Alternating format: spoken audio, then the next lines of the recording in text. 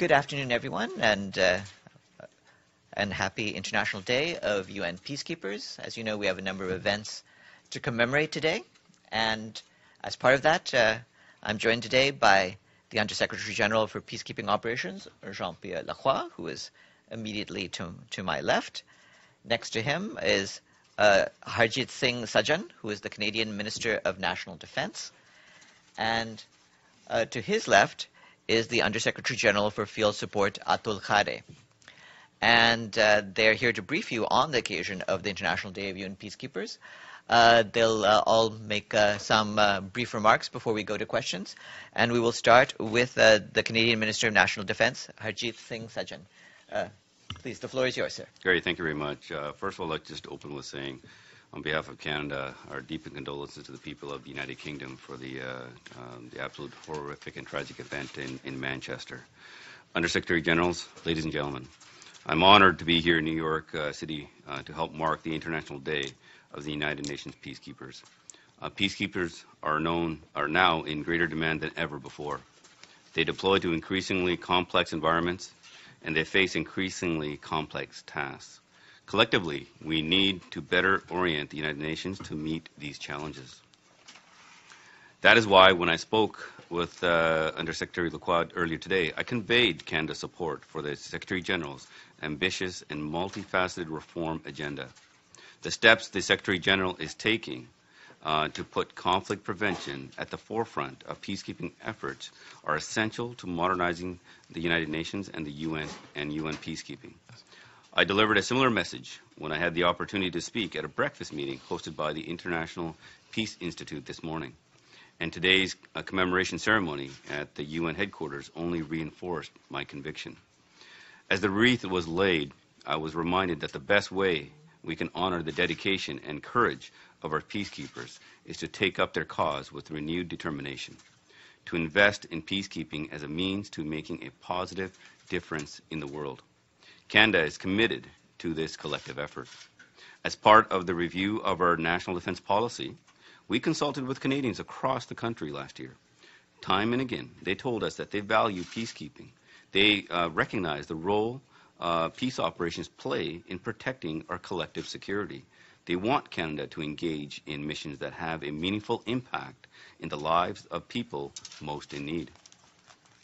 For this reason, we pledge to increase our engagement in peacekeeping and are finalizing how we can best do that. It is also why we established the Peace and Stabilization Operations Program at Global Affairs Canada last year and committed to $450 million between 2016 and 2019. The program heads Canada's stabilization efforts in fragile and conflict-affected states and enables us to work in close collaboration with the United Nations and other partners to advance peace and security around the world. Finally, it is why Canada is so delighted to host next United Nations Peacekeeping Defense Ministerial. I am pleased to officially confirm that the Ministerial will take place in Vancouver, British Columbia on November 14th and 15th of this year. These 2 days will provide an exceptional opportunity for countries around the world to come together to strengthen partnerships, improving planning and performance in peacekeeping, and support the United Nations in realizing its reform agenda. Our ambitious set of objectives for the forum includes generating new and smarter pledges and taking stock of the current contribution by member states, advancing innovative training and capacity building initiatives to improve the United Nations uniformed capabilities, integrating gender perspectives in all aspects of peace operations, and fostering integrated approaches to the prevention of conflicts, including early and rapid deployment. So Canada looks forward to welcoming the international community to Vancouver in November. Thank you very much. Thank you very much. Mr. Lacroix. Good afternoon, Minister, dear Atul. Thank you very much for being here. Minister, we're really happy and honored that you have joined us today for this Peacekeepers Day. It's a very solemn day. It's an opportunity to express our gratitude to the dedication to sacrifices of more than 120,000 peacekeepers who continue to serve in our 16 peacekeeping missions across the world. And it's, of course, a special opportunity to pay tribute to the 117 peacekeepers, both military, police, and civilian, who have lost their lives in the line of duty last year. And I should also remind you that we've had already 30 peacekeepers who have lost their life this year. So we do express our condolences to the troop contributing countries, to their family, to their loved ones. And our sacrifice is a motivation for us to continue and to enhance our efforts to make peacekeeping better, more efficient, better equipped to serve the population and the country where we are deployed. And I'm grateful for the support that your country minister is bringing to peacekeeping, both the political support as well as the support in capacity, the support in assistance, in know-how. I think your commitment to host the next summit dedicated to peacekeeping at the end of this year in Vancouver is an indication, is an additional reflection of this great commitment by Canada. And it's a particularly timely opportunity. The Secretary General has expressed his vision for the how we could continue improving peacekeeping. And we have a lot of items to work on together. And it ranges from making sure that we do our utmost to support political processes, because peacekeeping has to rely on viable and credible peace processes. And conversely, our operations are there to actually support these processes. And the Secretary General is very, very much committed to being engaged in helping those processes. But apart from that, we also have to make sure that our peacekeeping operation should evolve, and their mandate, in their format, to be consistent and pertinent to so that the means that we deploy on the ground are always consistent with the needs on the ground. So this is an effort that is required from us. This is also a responsibility of the Security Council. It also has to do with our ability to evolve quickly on the ground, and therefore it has to do with the rules and procedures of the UN in terms of human resources, in terms of budget and procurement. And you know that the Secretary General is also committed to engage in reform in this area.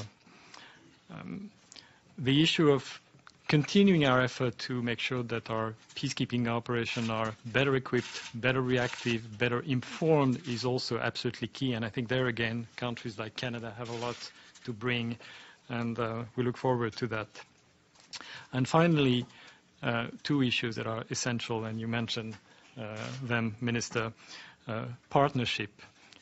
We cannot succeed if we don't work in close partnership with stakeholders, regional countries, regional, sub-regional organizations, partners such as the European Union, Canada, and others. And everywhere we succeed because we have a solid and efficient partnership. And in addition to that, there are situations where peacekeeping is not the adequate response. And therefore, regional organizations are better equipped to do peace enforcement or counterterrorism. I think another challenge will be that we will have more and more to work in settings where different partners are intervening. The upcoming deployment of G5 Sahel force in the region of Sahel in cross-border to tackle cross-border situation in the vicinity of Mali will be, I think, a test where we will have to combine the action of the United Nations, the European Union, the Malian Armed Forces, Operation Barkhane, as well as G5. So we have to be creative. We have to be interactive, and we have to make sure that we optimize all these great contributions to peace and security. The last thing that I would like to mention is the crucial importance of increasing the number of female staff in our operation. To us, it's really a question of efficiency. Gender parity is very important, but even more important is the fact, widely recognized, that the more female staff we have in our peacekeeping operation, the more efficient we are in interacting with the population and creating better conditions to achieve our goal. So with this, we'll conclude, and thank you for your attention. And I'm sure my dear friend Atul will add quite a lot to these comments. Thank you. Yes, please. Honorable Minister of National Defence of Canada, Honorable Mr. Sajjan, my dear friend and colleague Jean-Pierre, it is sad that Peacekeepers Day has now become a stark reminder of the dangers and challenges that we continue to confront as we deploy in some of the most hostile, volatile, dangerous and austere environments that can be found.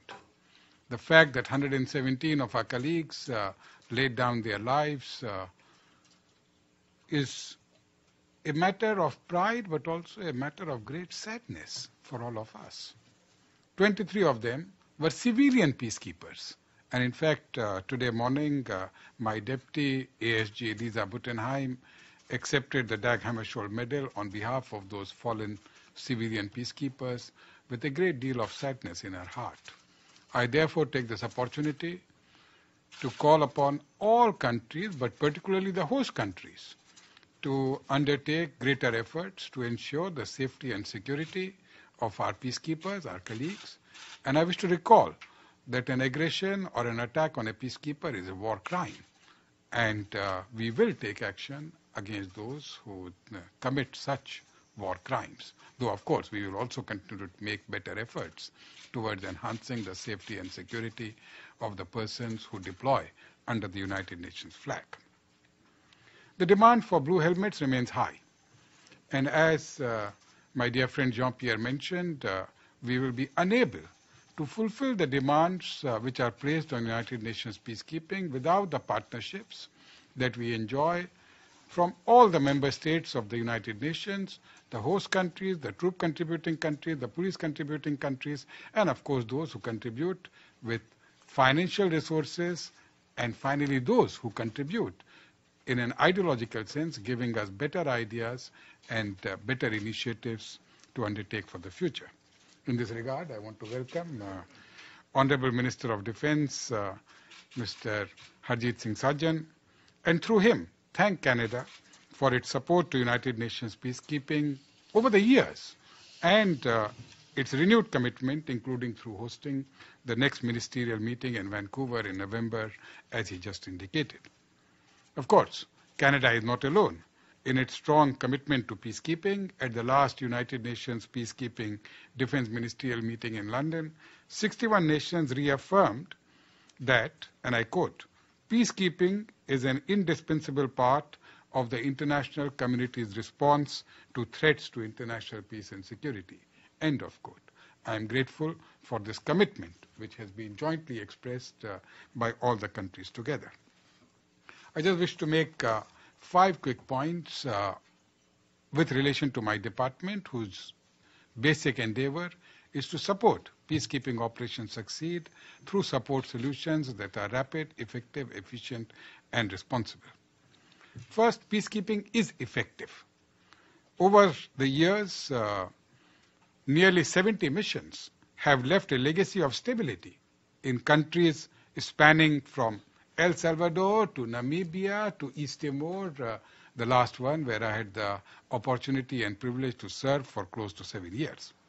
Very soon, missions in Côte d'Ivoire, Liberia, and Haiti will close down, having achieved the tasks that were mandated to them by the international community through the Security Council. So first, peacekeeping is effective. Second, the peacekeeping is cost-effective. We are carrying out new and expanding tasks within existing or even less resources. We deliver value for money. Current peacekeeping budget of $7.8 billion supports 16 operations, 1 regional center, a logistics base, and the deployment of over 113,000 personnel. And in addition, we support the 22,006 authorized uniformed AMISOM personnel, the African Union personnel in Somalia, along with 595 civilians which are authorized for that African Union mission.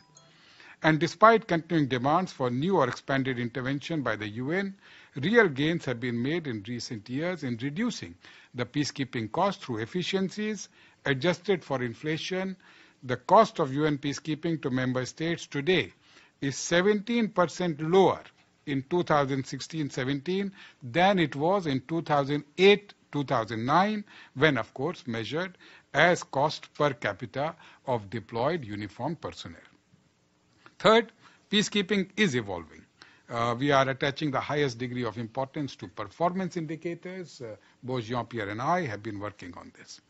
Fourth, we are ensuring that we do no harm, and the environmental management effort, which is being led by my department in close cooperation with the Department of Peacekeeping Operations, is a testimony to that. And finally, I think we are doing much better to combat any abuses, particularly sexual exploitation and abuse, with an emphasis on victim-centric approach, prevention, accountability, and transparency. And I'm convinced that working together, we will succeed in bringing peace, security, development, rule of law, and respect for human rights to all those countries whose populations appallingly pay the price of conflict and war. Thank you very much. Thank you very much. I'll now open the floor up for questions.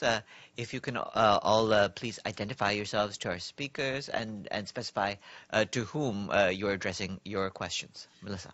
Hi, Melissa Kent, CBC, Canada. On behalf of the United Nations Correspondents Association, thank you very much to all of you for coming here today, taking the time to speak to us. My question is for Minister Sajjan. You once again announced what was first announced last August, the financial contribution, troop contribution that Canada is prepared to make. It was made again at the London Ministerial last September and many times since. And I think you must have been made aware that there is a growing sort of a fatigue or criticism towards Canada about the length of time it's taking to actually announce where these troops and where this money is going to go.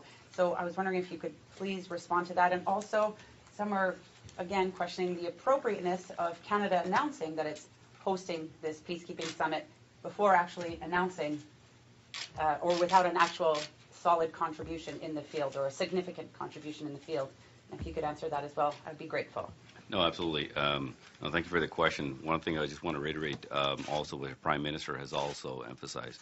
Canada is committed to peace support operations and the important work that the United Nations does. We have outlined our commitments of what we are able to do. But we also have to understand that when we talk about conflict, Canada does have tremendous experience in dealing with conflict, not just from the past, but also recently as well. We work in other coalitions. When we make a plan and make a contribution, this is not just about checking the box. We need to make sure that we have the right plan, have the right discussions moving forward, because we want to make sure that we provide a meaningful contribution. And these are not just buzzwords. I've seen where you can have a very quick contribution, and it sounds all great, but it may not have the impact on the ground, especially when a nation, any nation, sends its men and women, both in uniform and non-uniform, and police officers into harm's way. And that's what this is. You're sending them into conflicts, into harm's way. We want to make sure that they're going to provide a meaningful contributions, plus also the complexities of conflict. I'm actually very encouraged by the dialogue that we're also having and talking about an integrated approach.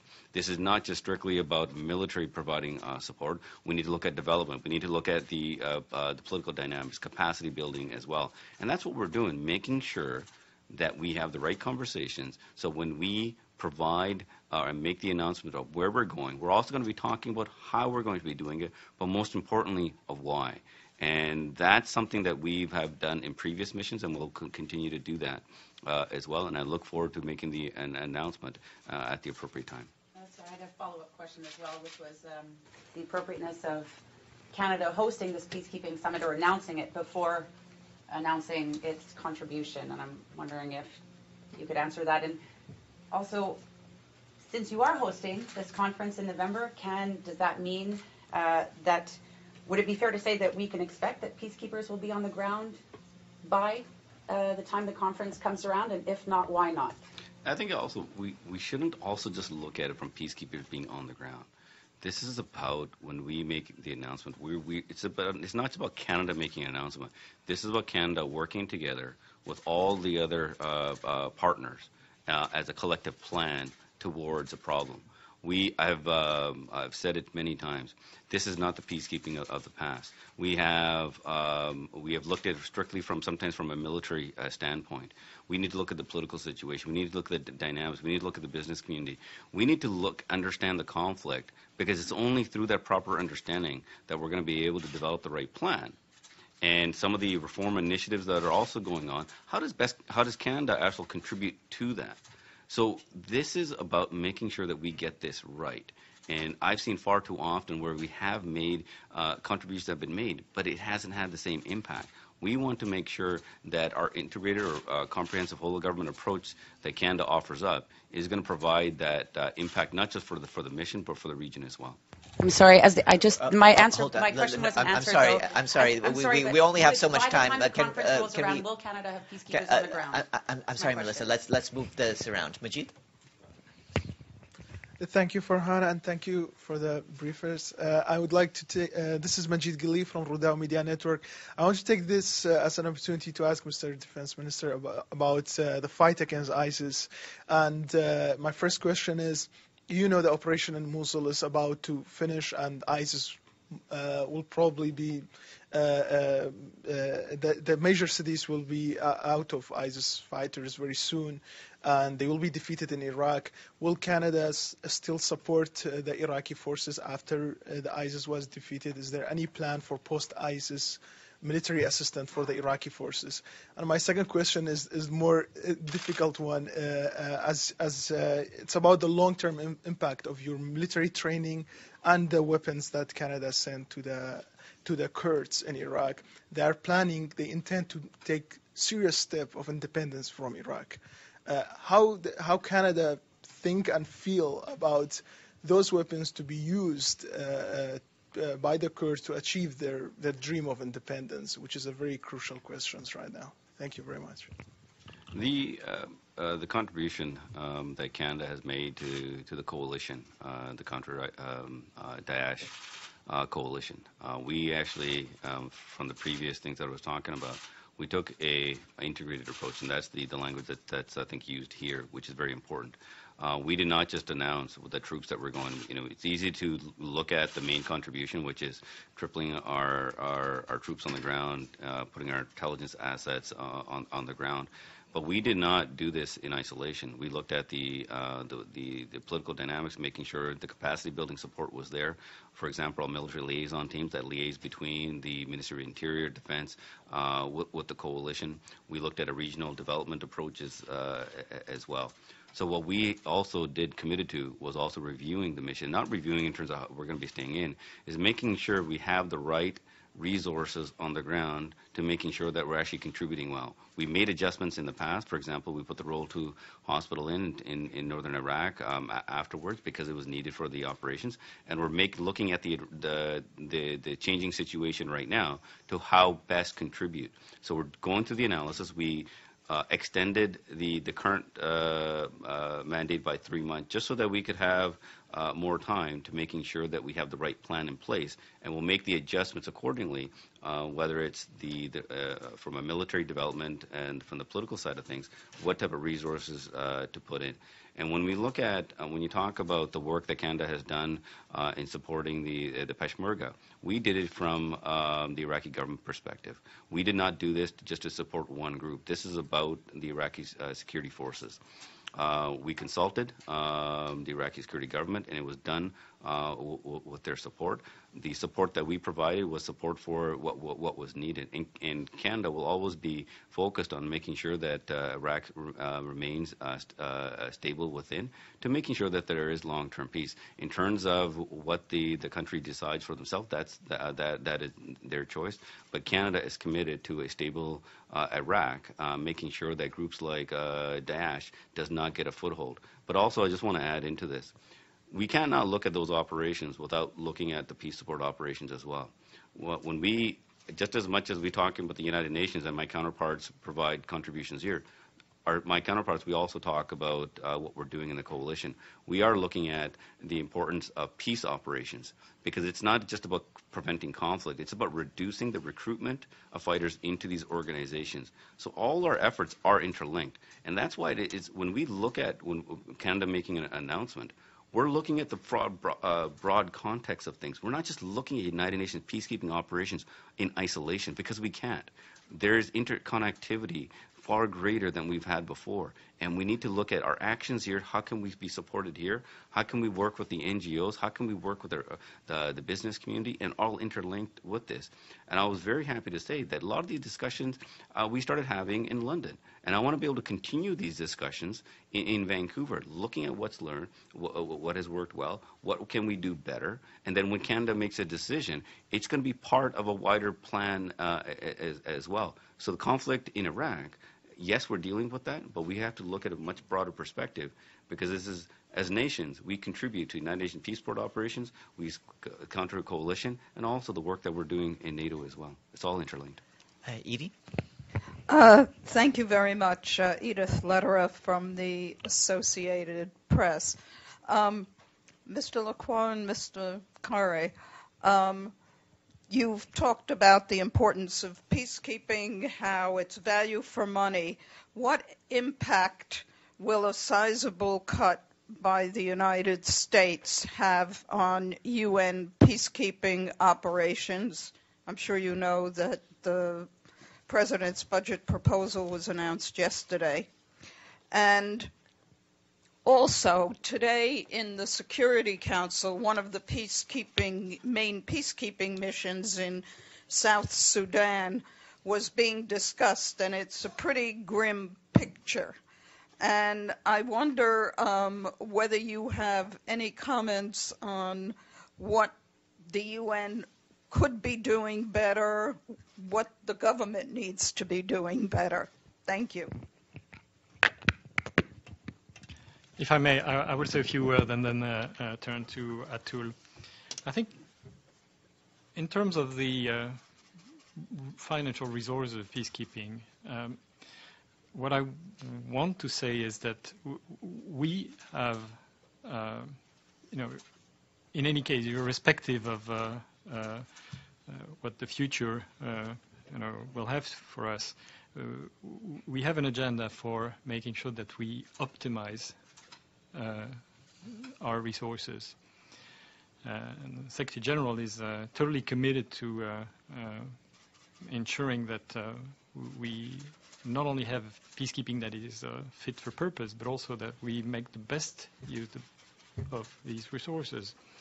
And that involves terminating operation when they have completed a mandate, which is what we are about to do in Côte d'Ivoire and also in Liberia. That involves transforming our operation, which is something that you will be seeing in Haiti.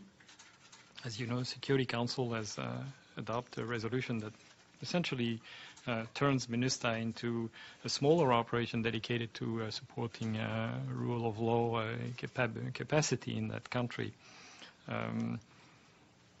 In other areas, such as, for instance, Darfur, we may also see quite significant changes and also downsizing. So it's about making sure that we are really not only as efficient as possible, but making the best use of our resources. Now, as far as what the end of the budgetary process in the United States will present as a result, it's still far down the road. It's a lengthy process, a complicated process. It needs to be completed. What I want to say is that the United States have been so far a great supporter of a peacekeeping operation, both in terms of financial contribution, but also in many, many other ways. Perhaps a few. Also, you asked a question on UNMISS in South Sudan. First of all, I think it's important to underline the fact that despite all the challenges, all the difficulties, our peacekeepers are saving lives by the day in South Sudan. There is war, there is famine. Our peacekeepers are operating in very, very difficult conditions. They do not get the kind of support and cooperation they would deserve from the parties, particularly from the government. And what I think is very important is there will be no military solution in South Sudan. So the importance of having a viable, credible process aimed at a truly inclusive dialogue, aimed at reaching a political solution, this is paramount. And Secretary General and our special envoys and SRSG on the ground, they're making their best to support these efforts. But on the ground, in the meantime, our peacekeepers will continue doing their utmost, their level best to help this population. Carol? In fact, I'll just add to what dear Jean-Pierre had just said. And I'll make 4 points. First, I must record our deepest gratitude to the United Nations, to the United States, for the support that it has given to the United Nations over the years as the organization's largest financial contributor, both on the regular budget as also on the peacekeeping budget side. And we need to recall and we need to underline the strong financial support which we have received from the United States over the years. Second, as Jean-Pierre said, the budgetary process in the United States is a fairly complex and quite a lengthy one, and I think we would want to see the conclusion of the budgetary process before we make any comment. Third, and this is where I think my role partly as one of the co-chairs of the internal review team on management comes in, and I can assure you that the Secretary General, Mr. Antonio Guterres, is totally committed to reforming the organization and ensuring not only that it is fit for purpose, but that it delivers results in an efficient and cost-effective manner. And of course, we stand ready to discuss with the United States and all other member states how best we can create a more cost-effective organization to pursue our shared goals and values. And last point, of course, in order to implement those shared goals and values, adequate and appropriate resources will continue to remain essential in advancing our work in peace, development, human rights, and humanitarian assistance. And that is the comment which I will make to your first part of the question. On South Sudan, of course, my department continues to work very closely with DPKO to make sure that the Rapid Regional Protection Force can be on the ground as early as possible. Some advanced elements have already arrived, but we do face a challenge of constant hindrance by the local authorities in delaying customs permits, in delaying visas, and I take this opportunity to call on them to facilitate the deployment of the Regional Protection Force at the earliest possible moment. Thank you. Carol? I'm Carol Landry with AFP, Agence France Presse. Mr. Lacroix, I want to come back to the Sahel force that you mentioned earlier. Could you bring us up to speed on that? How many troops do you think might be contributed to that? What would be the link with MINUSMA? Are they going to be under UN command? And would the Security Council have to mandate the deployment of that force? Thank you very much. I think, first of all, the G5 Sahel initiative is extremely important. Why? Because it demonstrates the willingness of the countries of the region to really engage in dealing with the challenges that their region is facing. We are engaged in Mali. There are specific issues related to Mali, but at the same time, the problems of Mali, particularly the challenges to security in Mali, are challenges to the Sahel region as a whole. And therefore, having a G5 Sahel country engage very actively in contributing to these efforts to respond to the security challenges is extremely important. And we fully support the initiative by G5 Sahel.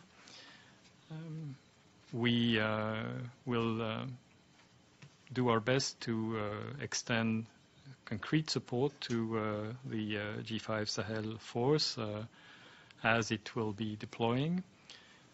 Its mandate is different from MINUSMA's mandate. It is, as some of the leaders in the region put it, it's a force that is intended at going after the bad boys, so to speak, going after the spoilers, engage in counter-terrorism, engage against those groups that are basically undermining the peace efforts that we're supporting. But we will find the way to make sure that we complement each other, together with the Barkhane operation. And of course, while we will continue extending our support to the rebuilding of the Malian armed forces. The concept of operation of G5 force puts an emphasis, at least as a first step, on handling some cross-border security challenges, which is quite relevant, I think, particularly when you look at the security problem in the center of Mali. And therefore, when deployed, that force can really make a difference. And I think on another level, the political level, it also demonstrates that we have a regional engagement to respond to a regional problem. So we're really looking forward to supporting G5. You asked about the numbers. We'll see how, I think the deployment will be gradual. The figure of total of 5,000 has been mentioned, but I think inevitably you will see gradual deployment of these units on the ground, and again, with the full support of the United Nations. We have seized the Security Council of the expression of support that was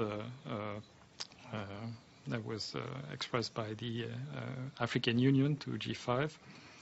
Now it will be up to the Security Council to react. We can do certain things in terms of the United Nations MINUSMA supporting G5. If we want to go further than what the current mandate allows us to do, then there might be some adjustment, but this is further down the road. And, we're ready to look at how best we can accompany the G5. Thank you. Matthew. Matthew Lee, Intercity Press, on behalf of the Free UN Coalition for Access. Thanks a lot for the briefing. I wanted to ask Mr. Khare, you'd mentioned the issue of allegations of sexual abuse in peacekeeping, and you'd also mentioned the U.S. budget proposal. And they've kind of linked the idea, I've heard both at Nikki Haley's confirmation hearing and since, the idea that maybe the UN shouldn't pay contingents who don't discipline their peacekeepers when they're sent back or conduct trials. So I wanted to ask you as an example. For example, it was found that earlier this year that 25 of the Burundian contingent in Central African Republic were charged with sexual abuse and sent back. to your knowledge, what's happened on that, and what's the interrelationship between the human rights situations of the militaries in their home country and their deployment through the UN to other countries? And just for Mr. Lacroix, thanks for being here. I wanted to ask you this. France has had the top post of peacekeeping now 5 times in a row, more than 20 years. And I'm sure there's a benefit from it. And some of your answer may show that the need to coordinate with various French deployments in Africa. But do you think there's any downside to that? Do you think at some point in UN peacekeeping, in an organization of 193 countries and many troop contributing countries, that there may be a need to rotate the position? Or what's the interplay between the upside and the downside of this length of control by one country of the department? Thanks. Let me begin by the question of withholding of payments. In fact, this is a process which we started about a year and a half ago. And whenever there is prima facie evidence of any peacekeeper, I'm talking about uniformed peacekeepers now, being accused of sexual exploitation and abuse, then we immediately stop any payment due to that particular peacekeeper. Then, after a process of investigation, I'm not saying that everybody is guilty as charged. So after a process of investigation and after a process of judicial trial, if it is found that the case is substantiated, then the amounts which we had withheld, which we had temporarily stopped, these amounts are being transferred with the approval of the General Assembly into a trust fund, which is named the Trust Fund for Assistance to Victims of Sexual Exploitation and Abuse. Of course, there are 4 other countries which have voluntarily contributed to the trust fund, and these are, in alphabetical order, Bhutan, which contributed $10,000, Cyprus, which contributed $1,100, India, which contributed $100,000, Japan, which contributed $200,000, and Norway, which contributed $125,000 US equivalent in its national currency. I'm not announcing, but we are in discussions with Canada. Thank you very much, Minister, for a very major contribution from Canada to this trust fund, which will be spread over a period of 2 years. We now have a proposal which has been put forward by the Secretary General, which is being considered by the 5th Committee, which indicates, now this was for cases which had been alleged and where substantiation has occurred after a process of investigation and trial. What we are saying is that sometime if the investigations are markedly delayed, then also we should have the authority to undertake the same process. That means suspend the payment and later on transfer the suspended payments to the trust fund. This proposal is under consideration by the 5th Committee, by the UN General Assembly, and I will await the guidance of the wider membership on this matter. Separately, you are well aware that we are trying other mechanisms like DNA testing and so on, which we keep on doing. On Burundi in particular, I have had many discussions with Albert Shingiro, the ambassador here. We have also been in discussions with Burundi. Burundi has welcomed a team of our investigators, Office of Internal Oversight Services, which have visited Burundi because we had been able to do the investigation only from the side of victims, but we had not been yet able to interview the alleged perpetrators. So I'll await the outcome of OIOS joint interviews, and thereafter I will take action. So that is what I can respond to the specific questions which were mentioned by you. I want to mention very strongly, as a multilateralist, as somebody committed to the UN, I do not look at Jean-Pierre as a Frenchman at all. I mean, I'm sorry. I look at him as a UN colleague devoted to multilateralism and globalism. For me, respect for geographical diversity, respect for gender means that we respect each other's intelligence, each other's culture, whatever experience one is bringing to the table, and we completely ignore the other questions which may be surrounding an individual. And that's how I look at it. But how's the recruitment done? Did they just no, ask? Hold on. I'm sorry. Minister Sajjan has to leave in a couple of minutes, so we have just time for one last question and then wrap it up. Rohit? Rohit Vyas, TV Asia. Very brief question for all 3 of you for a brief answer. Any thinking on the recomposition of the UN peacekeeping force? For instance, you mentioned volatility around the world and the casualties. Given that fact, reducing or eliminating the civilian component altogether, and then arming better if they're not armed, the peacekeepers themselves, restricting the force to soldiers, experienced soldiers, and or experienced police forces? I will attempt a first response, and I would say that, ultimately peacekeeping in the final analysis is not about soldiers. In the final analysis, it is about a comprehensive, holistic, political, economic, and social solution, because wherever, like in East Timor, wherever there's RSG, it is not only a question of IDPs and a question of insecurity on the ground. It is a question of a complete breakdown of societal norms, lack of economic opportunities, lack of proper political interplay between those who govern and those who are in the opposition. And we need to look at that holistic picture. And therefore, while it may look very nice that from a security viewpoint we should reduce the civilian component, but I don't think that is perhaps the best option.